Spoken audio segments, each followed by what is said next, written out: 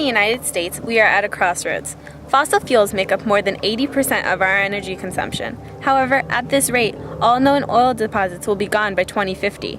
The main alternative option for energy is energy from renewable or sustainable sources, or in other words, naturally occurring sources that are not depleted when used. The 2016 election is quickly approaching, and when it comes to conversations surrounding current political issues, there is one pressing, critical topic that must be resolved: renewable energy.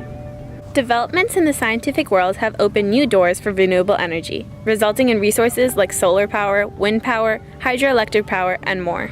However, despite these alternative options, the United States lacks a solid plan that is being enforced to combat energy problems and create a feasible, unified solution among all 50 states. Therefore, we ask our future national leaders, what is your plan to implement and enforce a successful energy policy?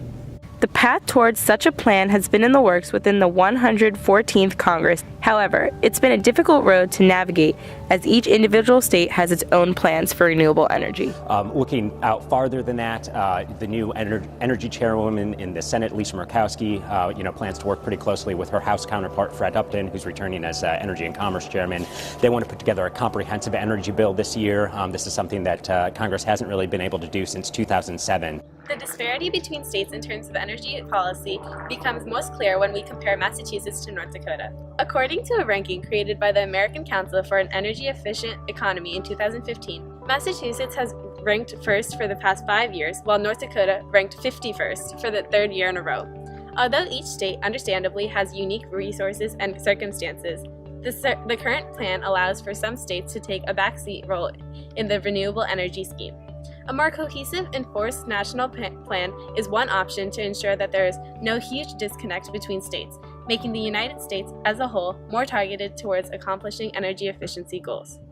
We reached out to the Vice President of Community Energy, the company that has developed America's first coastal wind farm and now conducts renewable energy endeavors across multiple states in the Northeast and Midwest, who sees more benefits in the Clean Power Plan than meet the eye at first glance.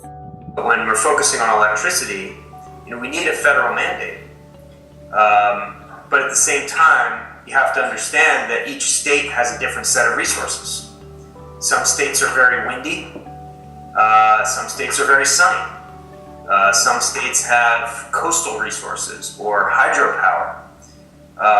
And so we need a flexible approach to best utilize the state resources and develop a plan that works for the people of each state.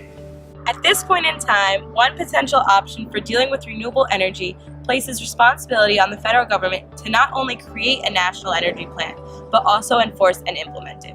In August 2015, the final version of Obama's administration's Clean Power Plan was released.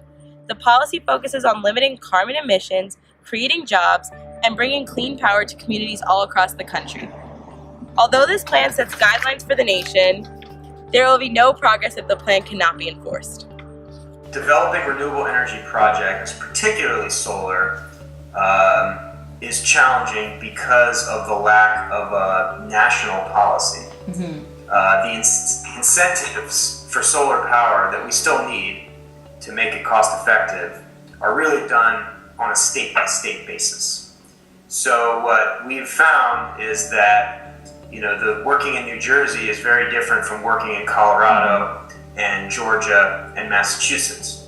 So you really have to get to know each state individually, which is a challenge, but is certainly one that we've been able to manage. By relying on depleting sources like fossil fuels and methods like fracking, the nation is putting itself at risk for permanent adverse climate effects. We spoke to the senior research engineer of the Princeton University Energy Systems Analysis Group, Eric D. Larson, who specifically noted the urgency of the energy issue at hand. So going from 18 down to 1, and that's sort of what we're looking at to 2050. So if you want to be on a path like that, you could draw a straight line and say in 15 years we need to be 15 divided by 35% of the way to between 18 and 1, which means a huge reduction. That's possible, but politically and even sort of infrastructurally really challenging to do. There are a variety of alternative energy sources that the U.S. must consider when outlining a solid plan for renewable energy. Solar power relies on sunlight that is converted into electricity within solar cells. Wind power also provides many sustainable benefits. Water is another renewable source that has been harnessed into hydropower. I think that we need to see from the candidates a commitment to implementing the EPA Clean Power Plan through the states. The EPA Clean Power Plan alone doesn't set all the answers, right? All the states need to come up with their implementation plans, which I think is one of the key benefits of the EPA Clean Power Plan, not just that it provides states flexibility, but from a political perspective, it I think makes it easier to implement. The United Nations has set a Millennium Development Goal for 2030 for a substantial increase of the share of renewable energy in the global energy mix and to double the rate of improvement in energy efficiency. If we want to prevent the worst effects of climate change before it's too late, the time to act is now. Not later, not someday, right here, right now. As a modern world power, the United States has the responsibility to set an example for how renewable energy can be incorporated into a national energy scheme. Therefore, we ask again, 2016 candidates, what is your plan to implement and enforce a successful energy policy?